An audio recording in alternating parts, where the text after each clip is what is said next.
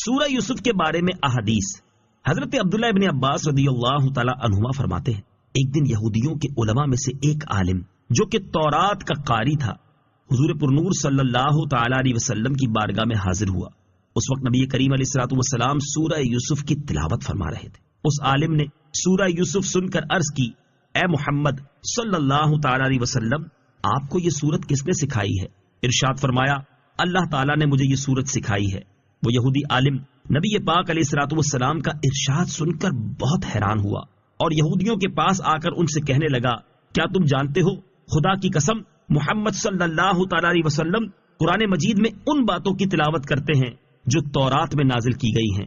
چنانچہ ان میں سے ایک گروہ بارگاہ رسالت صلی اللہ تعالی علیہ وسلم میں حاضر ہوا اور انہوں نے آپ علیہ الصلوۃ والسلام کے اوصاف کو پہچانا، مہر نبوت کی زیارت کی اور آپ صلی اللہ تعالی علیہ وسلم سے سورہ یوسف سن کر اسلام قبول کر لیا۔